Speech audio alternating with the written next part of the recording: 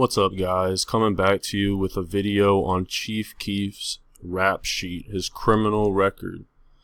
Alright, if you guys are fans of Chief Keef, or even if you're not fans of Chief Keef, you've probably seen him in headlines being arrested or being let out of jail at some point if you're in tune with the music culture. So, here's the arrest record of the notorious Chicago MC. Chief Keef has more arrests on his record than he does proper records. I don't know what that means. Before he could digest the infamous Chicago rapper's appearance on Hold My Liquor from Kanye West's New Yeezus, the 17-year-old, whose legal name is Keith Cozart, pled guilty today to a speeding violation. This is from like 2011. The authorities took the opportunity to slap Cozart with his second paternity suit and to arrest him on a misdemeanor trespassing charge just minutes after the MC exited the Skokie courthouse. These are the latest additions to the growing rap sheet of a teen who's had way more run-ins with the laws than run-ins with the singles chart. Damn, that's a diss right there. Little did they know, fast forward 5-6 years, and now everyone credits Chief Keef as the dad of half of the rappers that are popping right now. So, that's funny. They were actually incorrect with their assessment. So, first run-in, January 27th, 2011. Chief Keef is arrested and charged with a Class X felony for manufacturing and delivering heroin. The delinquent, then just 15 years old, serves time on home confinement. That's very interesting. I didn't know his first charge was for dealing heroin. 15. It's crazy. December 2nd, 2011. Alright, so almost a year later at this point. Responding to a shots fired call near 61st Street and Michigan Avenue, police end up in a half-block foot chase with Cozart, who is packing a loaded handgun. According to the police report, the 16-year-old pointed the gun twice at the officers, and the officers fired 2 shots but missed. Once in custody, Cozart is charged with 4 felonies, 3 counts of assault with a firearm on a police officer, and aggravated unlawful use of a weapon, as well as 1 misdemeanor charge of resisting arrest. He's sentenced to home confinement. Damn, so 15 he's selling heroin. 16 he is pointing guns at cops, which is like a death sentence. They shot at him twice, they missed, but like if you are shooting at a cop, you're really ready to die. It's wild. So he's on house arrest at this point. September 5th comes around. Joseph Coleman, 18, better known as the rapper Lil Jojo, a rival of Chief Keef's MC friend Lil Reese, is gunned down on the south side. Chief Keef taunted on Twitter the next day, "It's sad cause Jojo wanted to be just like us." Hashtag LMAO. Police investigated a possible connection between Cozart and his crew and Coleman's homicide, but no charges were ever filed. Yeah, I don't know, that's kind of like a fucked up thing to say about any man who's just passed away. If you had beef with them or not, like that's just a lot of hate in your heart right there. But he's only 18 at this point, so you can't really expect someone like Chief Keef to be like that emotionally developed. I doubt he really has many emotions at all. Like you can have feelings, but if you don't know emotions, then you can't express those feelings in the right way, if that makes sense.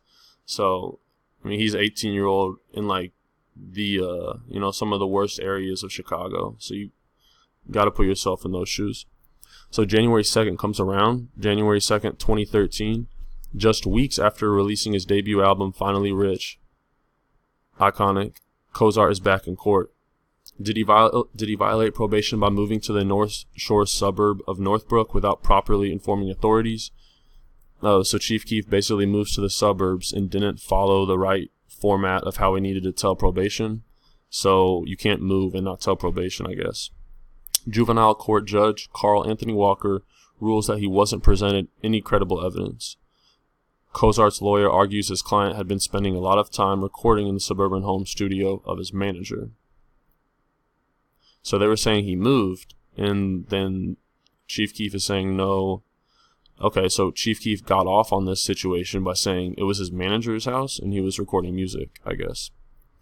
February 9th, 2013. So January, February, yeah, this back to back. Sheesh. Cozart is sentenced to 60 days in juvenile detention for violating his probation, stemming from the previous gun conviction. Keef had gone to a New York gun range and reportedly was videoed holding a rifle during an interview with Pitchfork Media. "I'm a very good-hearted person," Cozart tells the judge at sentencing. "I am sorry for anything that I've done wrong. Give me a chance." The MC leaves the Illinois Youth Center in St. Charles on March 14th. April 17th, 2013 was a tough year for Chief Keef, man. Judge orders Cozart to make a monthly $2,600 child support payment, plus $500 for daycare to Jasmine Woodford, one of his baby mamas. Alright. May 20th, 2013. Cozart is arrested for disorderly conduct for smoking at Le Meridian Atlanta Perimeter Hotel in Dunwoody, Georgia. Hotel security alerts police after smelling pot coming from the rapper's room. June 17th, 2013. Cozart pleads guilty to doing 110 miles per hour in a 55 mile per hour zone on the Edens Expressway in May, while behind the wheel of a 2011 BMW X6M. Yeah, let's check that out. Okay. So he was speeding in this. I can't blame him. It didn't help that the 17-year-old only has his learner's permit. So if y'all aren't from the States, a learner's permit is what you get when you're 15 before you're 16. So it's not a real license, and he's 17, so he's had it for a while. Cozart's punishment, a $500 fine, 18 months of probation, 60 hours of community service, random drug tests, and 8 hours of traffic school. "I think you think you're invincible, and you're certainly not," said Cook County Circuit Court Judge Earl Hoffenberg.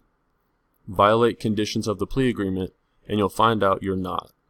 I hope I don't see you again, because if I do, you better be ready to go to jail."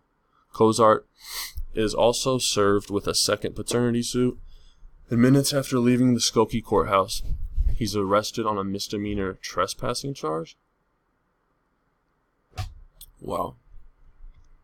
Sounds like a threat from that judge. Alright, so then we have a few more events because it stops at 2013.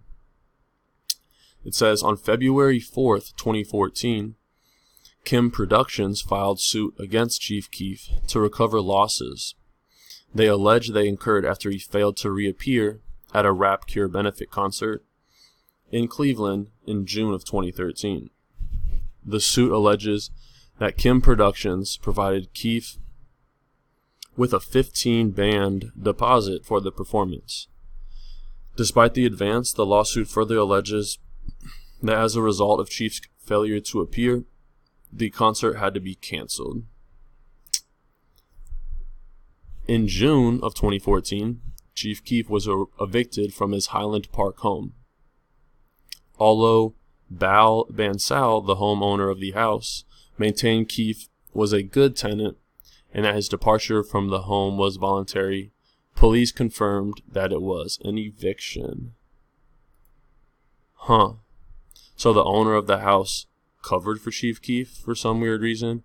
Maybe he just didn't want to be in the press talking about evicting Chief Keef, because that could maybe kind of upset people in Chief Keef and in Glow Gang, I would imagine. Yeah.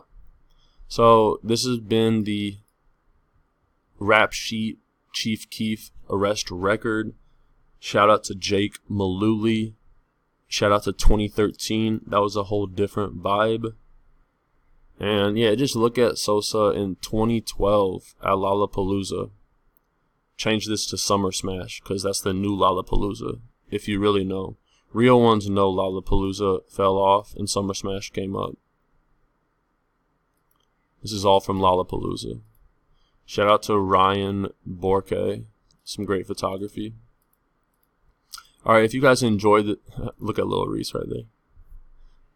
Yeah, if you guys long live Fredo. R.I.P. to a legend. Yeah, thank you guys for watching. If you want to see more of these videos, hit subscribe. And if you want to help out the channel a lot, then press that thumbs up button. It really does a lot. Thank you.